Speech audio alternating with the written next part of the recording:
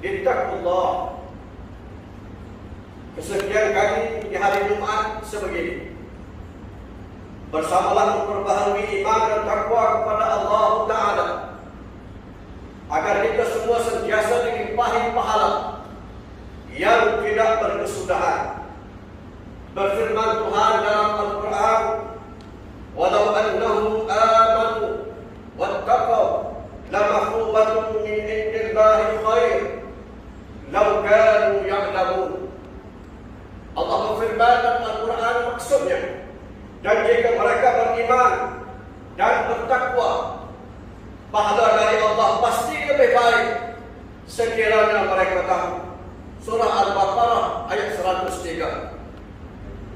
Teman dan juga sahabat, dalam masa pendek dan singkat ini, mari kita berbicara tentang ibrah, pelajaran dan pengajaran dari sejenis haiwan ciptaan Allah Subhanahu wa Ta'ala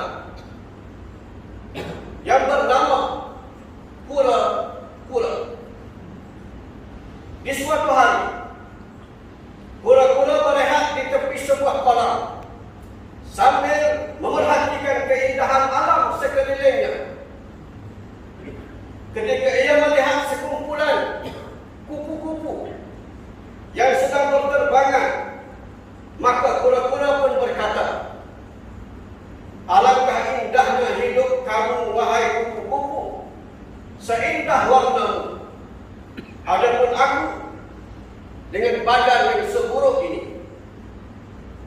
Tak kala ia tertengok akan terlibat 2-3 ekor sang arnab ataupun kelinci berlari-lari dengan lincah dan pantas.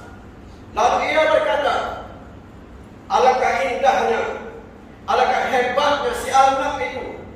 Kencang ia ke sana dan ke sini dengan kakinya. Adapun aku," keluh sang kura-kura, "ketika mana ia mendongak ke langit, terlihat ia akan sekawanan burung sedang berterbangan dengan bebas dan tinggi di udara. Maka bertambah sedih dirinya, yakni diri kura-kura. Lalu ia berkata, alangkah gagahnya burung-burung itu bebas di angkasa, sedangkan aku dengan cangkang atau dengan cengkeram yang berat dan bodoh ini. Oh, berterusan kura-kura dalam rasa hina dan rendah diri. Tiba-tiba terdengar suatu ledakan seperti bunyi tembakan. Pang! Sejurus itu ia terlihat seekor burung terjatuh ke tengah kolam dan sedang dalam kelemasan. Lantas kura-kura dengan pantas terjun ke kolam dan menyelamatkan sang burung dari mati kelemasan. Tiba-tiba sang burung berkata, "Terima kasih wahai sahabatku kura-kura. Kamu sungguh hebat dan cukup istimewa. Kamu mampu hidup di darat dan kamu juga mampu hidup di air. Dengannya kamu telah menyelamatkan aku daripada mati kelemasan di tengah kolam ini." Tersentak, tersedar, dan terinsaf akan kura-kura bahawa dirinya juga ada kelebihan dan kehebatan tersendiri yang ia tidak pernah syukuri. Bahkan mungkin keistimewaannya itu tidak ada pada haiwan-haiwan lain yang pernah ia lihati. Bermula dari saat itu, maka jadilah kura-kura sebagai seekor haiwan yang hidup dengan penuh sifat qanaah, yaitu merasa cukup dan rela menerima dengan apa yang diberikan dan yang telah ditentukan oleh Allah Subhanahu wa Ta'ala. Hadirin, teman dan juga sahabat sekalian, itu kisah kura-kura. Adakah kisah itu tidak ada pada kita yang bernama manusia? Betapa ramai di kalangan kita yang merasa tidak pernah cukup pada kita. Betapa ramai yang tenggelam dalam dosa, iri hati, dengki, dan juga adu domba yang merosakkan segala amal dan keikhlasan atas alasan dia itu lebih dari aku dan dia itu lebih hebat daripada aku. Hampir setiap dari kita pernah mengalami rasa sakit hati dan mungkin ada terhasap dengki dalam hidup ini. Selama mana rasa itu hidup di hati, maka kita akan merasa sakitnya bengkak dan nanah itu di hati kita sendiri. Namun ketika mana kita mampu melenyapkan rasa dengki di hati, maka di ketika itu kitalah manusia yang paling aman dan bahagia dalam hidup ini. Kenapa kita harus ada rasa dengki dan iri hati pada kaya, pada kuasa, pada harta, pada pangkat dan seumpamanya yang ada pada orang lain? Sedangkan kita tidak pernah mendengar bagaimana dia mengeluh tentang ujian Allah yang tertimpa kepadanya dengan apa yang dia miliki itu. Bagaimana pula kita mungkin berdendam pada yang lain, sedangkan kita tidak pernah tahu setara manakah letih dan lelahnya dia berjuang untuk berada pada kedudukannya ketika ini. Andaikan itu tidak mampu mengubah hati kita untuk tidak merasa cukup, tidak merasa qanaah, dan masih ingin terus dalam hidup berdengki, kesumat, dan iri hati berpanjangan, maka coba bayangkan bagaimana orang yang kita dengki itu akan susahnya. Dia akan bersoal jawab di hadapan Allah di negeri akhirat nanti dengan segala kelebihan yang dia ada dalam kehidupan dunia ini. Malah cuba fikir dan bayangkan, alangkah syukur jika sekiranya dengan sikap berqanaah dan berpada dengan apa yang ada akan meringan dan memendekkan masa kita ketika berhadapan dengan perbicaraan mahkamah Rabbul Jalil di mahsyar nanti. Teman-teman dan rakan sejemaat sekalian, mari kita belajar sedikit. Pertama, di ketika air sedikit telah dapat menyelamatkan kita dari haus yang bersangatan, maka tidaklah perlu untuk kita meminta air yang lebih banyak, kerana ia mungkin akan melemas dan menenggelamkan kita. Ambillah sekadar yang perlu dan jangan berlebih-lebihan.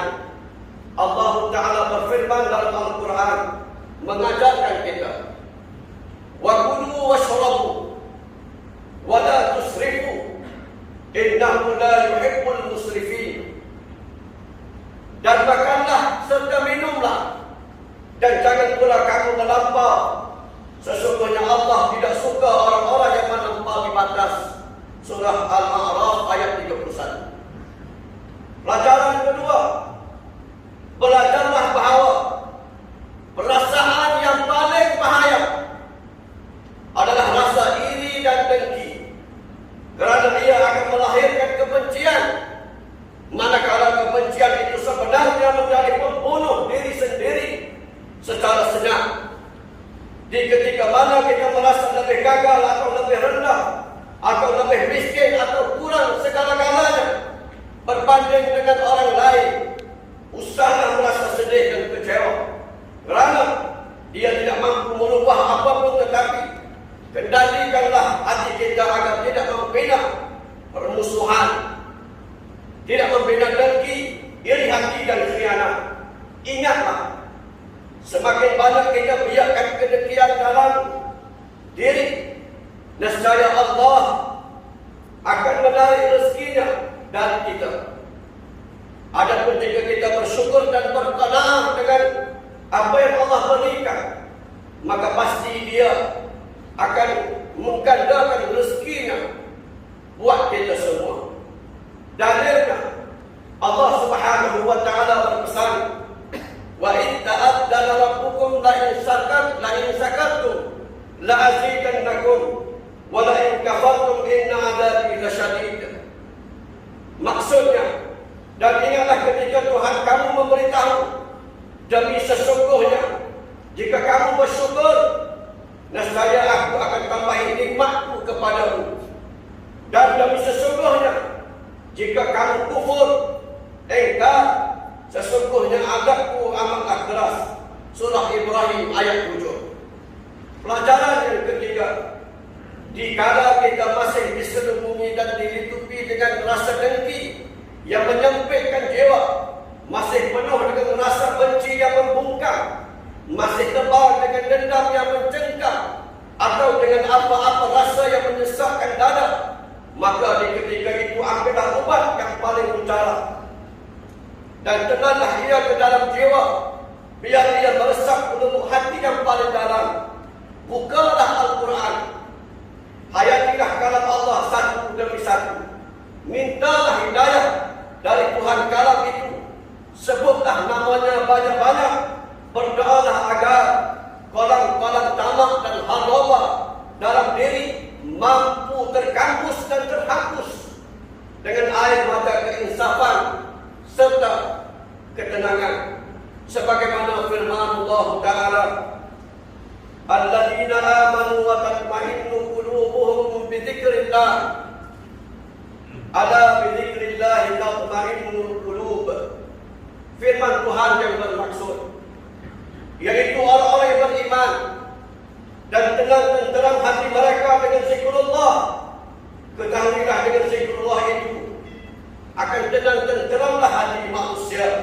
Surah Ar-Ra'd ayat 8. Hadirin sekalian, semoga ini kisah qanaah pura-pura, yaitu rasa berkecukupan, berpada dengan yang ada, menghargai dan bersyukur dengan pemberian dan ketetapan Allah, tidak bersikap iri hati dan dengki, tiada dendam, tiada benci di hati, mampu membahagiakan hidup kita di dunia, malah terselamat dan bersyukur kita di